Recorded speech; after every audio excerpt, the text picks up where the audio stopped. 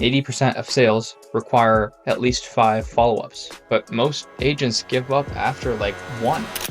This might be an uncomfortable truth to hear, but most realtors aren't losing deals because of the market, bad luck, or competition. They're losing them because of follow-up. They either didn't do it at all or they did it wrong. And so what you need in order to not lose these deals is a system for consistency. So if you don't want to be in the bottom 80% of realtors, stick around, because I'm going to share with you the formula that you need in order to not lose these deals. The first part of this is going to come down to speed. Just think about it. Let's pretend we've got 2 agents. One responds instantly, one waits 24 hours. Who do you think is going to have a higher chance of getting that deal? Now, don't get me wrong. It is hard to follow up with every single person that comes through.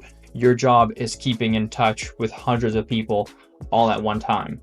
That's where autoresponders and automations and even AI can really help you out. Don't make it too generic. For example, in whatever CRM you use, you can most likely make an automation for when a new lead comes through the pipeline. So try to make that auto response message as personalized or as customized and just as least generic as possible. Now, the second part of this that's equally as important is the frequency at which you follow up. Obviously, you don't want to be too annoying, so I recommend switching it up a bit. For example, use SMS to do the actual check-in part, make sure your appointment's still on time, etc.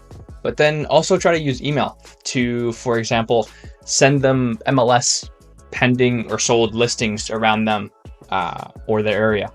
You can send them voice notes, you can send them video messages, LinkedIn, Facebook, WhatsApp. Have a field day with it. Just to give you an example of a simple cadence we use, once someone comes through, obviously they immediately get a text message and a phone call.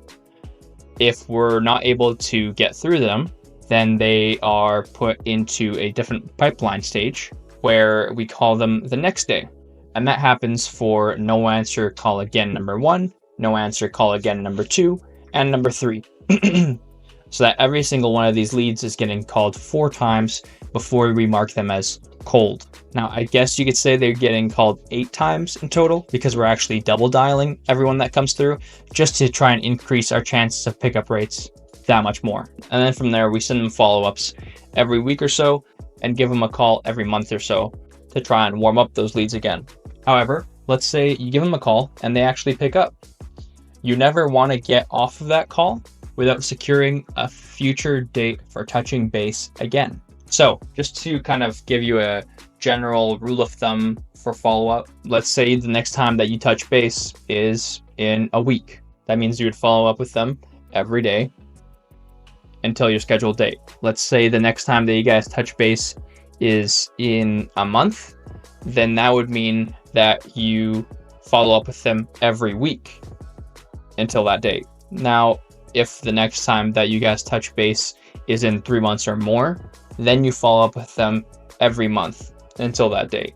Remember to not be pushy. Just try to be present and helpful at any moment you can. And I know this firsthand. I'm making this video because one of our realtors just lost a deal because of poor follow-up.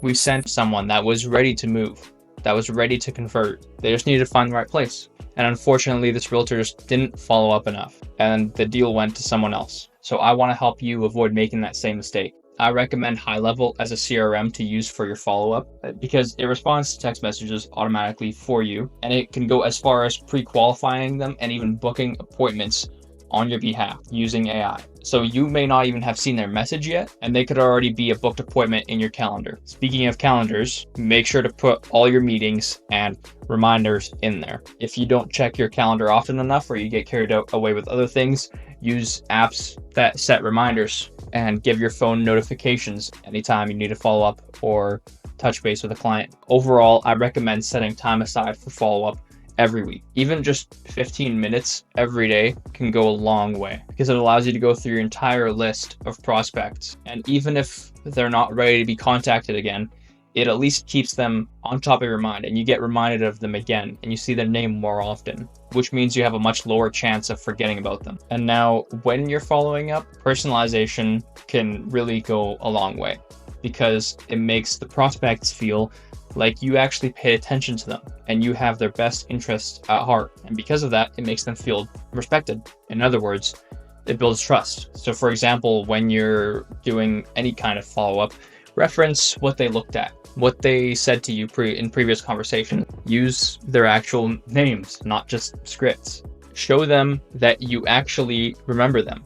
So just to recap, speed plus consistency plus personalization equals trust. You don't need to be pushy, you just need to show up. So if you want to afford that vacation to Mexico this year, do your frickin' follow-up.